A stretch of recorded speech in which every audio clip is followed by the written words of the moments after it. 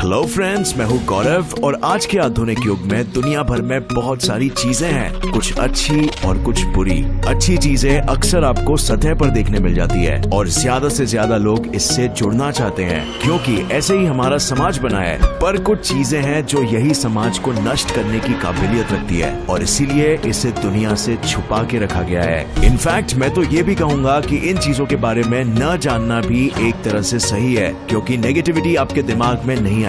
लेकिन नहीं जाने बिना रहना भी आज के युग में बेवकूफी होगी क्योंकि आपको दुनिया का एक अंदाजा भी होना जरूरी है ताकि आप सतर्क रह सको और फिर यही चीजों के बारे में जानकर आप अपने आप को स्ट्रॉन्ग बना पाओगे और सही और गलत में सटीक अंतर निकालना भी सीख पाओगे। सो इसीलिए आज हम बात करने वाले हैं एक बहुत ही गुप्त विषय पर जिसे कॉमन भाषा में कहा जाता है दी डार्क वेब।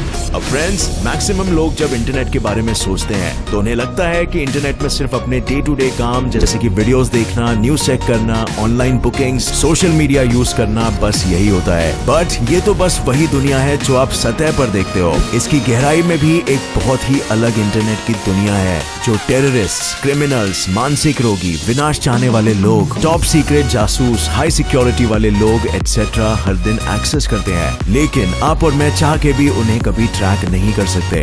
हम तो क्या दुनिया के बेस्ट से बेस्ट पुलिस एजेंसीज भी नहीं। लेकिन फ्रेंड्स, ये लोग कौन है और क्या चाहते हैं इंटरनेट से? तो इंटरनेट को कुछ इस तरह से समझिए। इंटरनेट जो हम यूज करते हैं हमारे ऑर्डिनरी ब्राउजर जैसे गूगल क्रोम से सिर्फ एक छोटा सा वेब का हिस्सा यूज करता है। एक्सपर्ट्स के मुताबिक सिर्फ 4 से 10% तक ही आप असल में इंटरनेट को यूज कर सकते हो अपने ब्राउजर और सर्च इंजन से। एक रफ एस्टिमेट के अनुसार इंटरनेट में 1.8 बिलियन से ज्यादा एक्टिव साइट्स है जिसमें कि कुछ साइट्स जैसे Google, Wikipedia, Amazon, Reddit etcetera public sites है और जो हम लोग रोजाना एक्सेस करते हैं। लेकिन इसका मतलब ये नहीं हुआ कि बाकी के साइट्स इलीगल या अनयूज्ड है। इंटरनेट के बड़े हिस्से के वेबसाइट्स भी कंप्लीटली लीगल होते हैं लेकिन यहाँ डेटा थोड़ा अलग किस्म का है और एक आम इंसान से छुपाया रखा जाता है कुछ सिक्योरिटी रीजंस की वजह से। और यहाँ पर पब्लिक के private records, emails, bank transactions, medical records, financial records, legal documents, scientific researches, government reports etcetera store की जाती है। डार्क वेब डीप वेब का ही एक इंटरनेट पार्ट है जिसमें आईपी एड्रेसेस यानी online identities web search engine से इंटेंशनली छिपाई रखी जाती है और ये सभी वेबसाइट सिर्फ एक स्पेशल किस्म के वेब ब्राउजर से ही एक्सेस किया जा सकता है। डार्क वेब्स का कॉन्सेप्ट ही बिल्कुल अलग है। डार्क वेब के वेबसाइट सिंपल गूगल क्रोम या माइक्रोसॉफ्ट एज या किसी अन्य ब्राउजर से एक्सप्लोर नहीं किए जा सकते और इनका डोमेन नेम .in या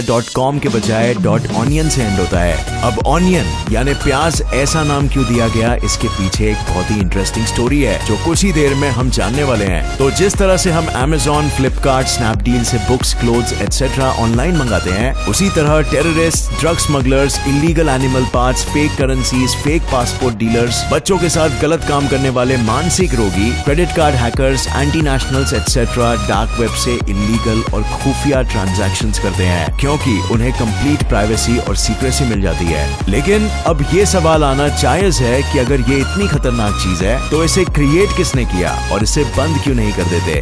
फ्रेंड्स, मेरे मन में भी बिल्कुल यही सवाल आया था जब मैं इसके बारे में जानने की कोशिश कर रहा था। तो इसे समझने के लिए चलते हैं थोड़ा अतीत में। सो फ्रेंड्स, क्या आपको पता है कि हमारा इंटरनेट हमें शुरुआत में मिलिट्री टेक्नोलॉजी के लिए किए गए रिसर्चेस की बदौलत मिला था? बिल्कुल उसी तरह 2002 में यूएस नेवी की नेवल रिसर्च लेबोरेटरीज को लगा कि उनके कम्युनिकेशंस बिल्कुल खुफिया तरीके से नहीं हो रहे थे और उन्हें सिक्योरिटी सिस्टम को अपडेट करना था जिससे कि कोई भी उनके कम्युनिकेशन को एक्सेस नहीं कर सके। और इसीलिए उन्होंने एक ऐसे सॉफ्टवेयर को डेवलप किया जिसे फिर रिलीज करने के बाद नाम दिया गया दी ऑनियन राउटर यानी शॉर्ट में दी टॉर सॉफ्टवेयर। अब जैसे प्याज या ऑनियन में बहुत सारे लेयर्स होते हैं और सभी लेयर्स कर्व्ड होते हैं और स्ट्रेट नहीं, उसी तरह डेटा भी इस नेटवर्क में कभी भी एक कनेक्शन से दूसरे कनेक्शन में स्ट्रेट नहीं जाएगा बल्कि दुनिया भर के कनेक्शन से रीराउट होते हुए जाएगा और इसीलिए यूजर को ट्रेस कर पाना लगभग नामुमकिन है। और डार्क वेब में आप सिर्फ टॉर यानी कि द ऑनियन राउटर के जरिए ही वेबसाइट को एक्सेस कर पाओगे और वेबसाइट्स भी एकदम एनोनिमस होस्ट होते होंगे और बिल्कुल और इसी तरह डार्क वेब यूजर्स के लोकेशन और उनका आईपी एड्रेस को छुपा कर रखता है, जिससे कि उन्हें ट्रैक नहीं किया जा सके और उनकी ब्राउजिंग हिस्ट्री का भी कोई पता नहीं लगा सके। वैसे तो शुरुआत में ये सॉफ्टवेयर सिर्फ मिलिट्री इंटेलिजेंस और कम्युनिकेशंस के लिए थी, लेकिन बाद में यूएस मिलिट्री ने इस सॉफ्टवेयर को थोड़े इररिस्पॉन्सिबल और सेंसर्ड देश जैसे चाइना, नॉर्थ कोरिया, ईरान के रिबेल्स को यूएस गवर्नमेंट के साथ सीक्रेट कम्युनिकेशन के लिए यूज करने के लिए दिया, ताकि उन रिबेल्स और यूएस गवर्नमेंट के बीच कम्युनिकेशन सीक्रेटली हो पाए। और फिर धीरे धीरे ये वहां से लीक होकर पब्लिक होना शुरू हो गया और आज डार्क वेब्स को प्रीटी मच हर तरह के लोग यूज करना शुरू कर दिए हैं, अच्छे और बुरे दोनों, लेकिन शायद क्रिमिनल्स ज्यादा। अब तो कोई भी इंसान ईमेल, वेब चैट या पर्सनल मैसेजिंग के जरिए डार्क वेब पर अपने सीक्रेट कॉन्टैक्ट के साथ कम्युनिकेट कर सकता है और कोई भी तबाही मचाने वाले मैसेज एक्सचेंज कर सकता है और किसी को भी भनक तक नहीं पड़ेगी। हमारे ही देश इंडिया में वैसे डार्क वेब के वेबसाइट्स एक्सेस करना इलीगल नहीं है, लेकिन उन्हें यूज करके कोई क्रिमिनल एक्टिविटी करना इलीगल है। डीप वेब्स और उसके अंदर के डार्क वेब्स तो सिर्फ टॉर में चलते हैं और उसका यूज ज्यादातर प्रोफेशनल हैकर्स करते हैं। अगर हम टॉर के through unsecure dark websites access करते हैं तो किसी का आपके डिवाइस को हैक कर देने की संभावना बहुत हाई होती है। अब डार्क वेब में इलीगल एक्टिविटीज तो होती ही है, लेकिन उसमें कुछ कंस्ट्रक्टिव बट सीक्रेट काम भी होते हैं, जैसे किसी वर्ल्ड क्लास टेक्नोलॉजी या साइंटिफिक रिसर्च के ब्लूप्रिंट्स को गलत लोगों से सेफ और सिक्योर रखना। लेकिन ऑफ कोर्स ये सब टेक्निकली प्रोफिशिएंट लोगों द्वारा किया जाता है और एक एवरेज इंसान नहीं करता।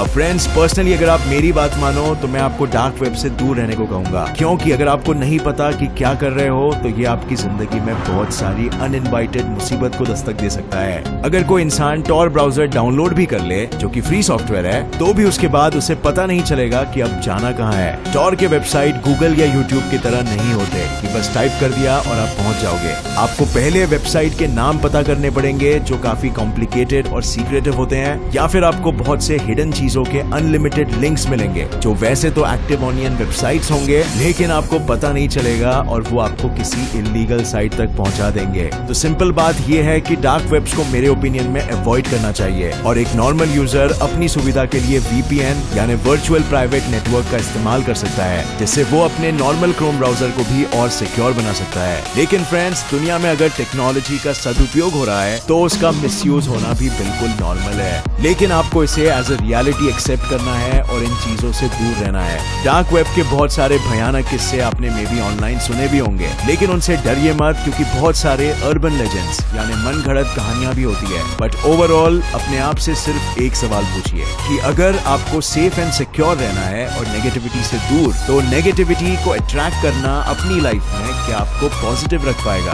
तो मैं इस वीडियो को अंत करता हूँ इसी सवाल के साथ। और इस वीडियो में फ्रेंड्स, अगर आपको पसंद आया तो लाइक करने में बिल्कुल भी कंजूसी मत करना। आज के टाइम में मुझे आपकी सपोर्ट की बहुत जरूरत है, ताकि हम ऐसे ही और भी अच्छे वीडियोस बनाते रहे। तो इसीलिए ये वीडियो में लाइक्स का टारगेट रखते हैं 20,000 लाइक्स का, और मैं जानता हूँ कि हम ये आसानी से कर सकते हैं। सो बिल्कुल ठोक दीजिए एक लाइक और मिलते हैं अगले इंटरेस्टिंग वीडियो में। तब तक के लिए देखते रहिए और सीखते रहिए। जय